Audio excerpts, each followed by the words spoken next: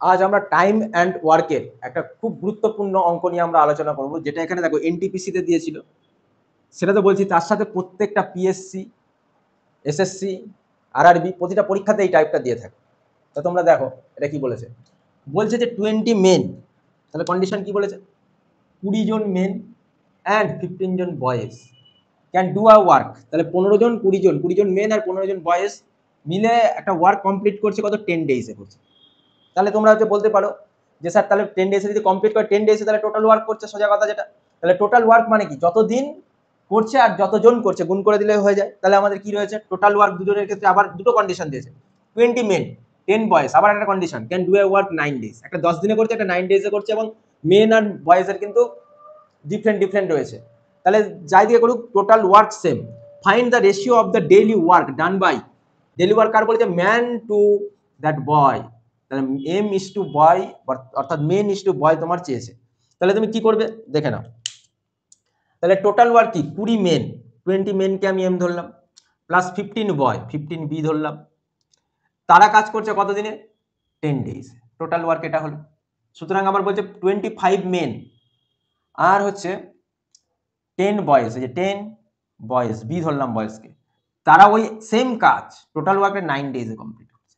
তাহলে তুমি কি করবে দেখো, যেহেতু এম আর বি দুটো আলাদা কোয়ান্টিটি বা আলাদা রাশি আর কি, সেই কারণে 10 দিয়ে এটাকে গুণ করো। তাহলে কত হচ্ছে, 200 এম প্লাস 150 বি। ঠিক আছে।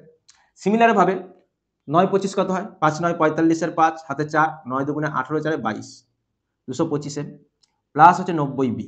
এবার দেখো আমার চেয়েছে কি, ম্যান আর বয়। তাহলে ম্যানটাকে এদিকে রাখলে আমার সুবিধা হবে। তাহলে আমি ম্যানটাকে এদিকে রাখলাম 200 এম, আর এদিকে ম্যানটাকে সব একদিকে নিয়ে চলে আসো, minus 225 M equal to 90 B, minus বিটাকে এদিকে নিয়ে চলে আসো, বয় যেটা 150 বি। ক্লিয়ার। এবারে দেখো 200 থেকে 225 যদি বিয়োগ করো, তাহলে মাইনাস কি হচ্ছে, 225 বড় তার সাইনটা বসবে, তাহলে 25 এম ইকুয়াল টু, তাহলে কত হচ্ছে 0 9 6 15 60 বি, আর মাইনাস বসবে বড় সংখ্যা। তাহলে এই মাইনাস কেটে গেল, তাহলে এম বাই বি, তাহলে হচ্ছে বি মানে 60 আর এম মানে 25। এটা সকলে ভুল করে, কিন্তু তোমরা এরকম ক্রস ওয়াইজ করে দেখবে আগের লাইনের সাথে মিলছে কিনা। যদি মেলে তাহলে ভাববে বসানো ঠিক আছে।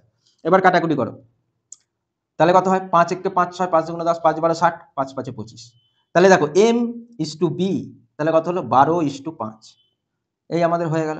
তাহলে আমি এখানটা লিখে দিচ্ছি, এম মানে কিন্তু ম্যান ধরেছি, আর হচ্ছে সরি ম্যান এখানে মেন দিয়েছে, মেন, আর হচ্ছে বি ফর হচ্ছে বয় আমি এখানে ধরেছি, এই ডিনোট করেছি কিন্তু। তাহলে আমার অ্যান্সার কত হলো, এম ইস টু বি অর্থাৎ ম্যান ইস টু বয় তোমার চেয়েছে 12:5। তাহলে 12:5 আছে কিনা দেখো, এই যে 12:5, রাইট অ্যান্সার এটা। ঠিক আছে। এই টাইপটা তোমরা কিন্তু দেখে যাবে, এটা পরীক্ষা বারে বারে দেয়, এই টাইপটা খুব ইম্পর্টেন্ট।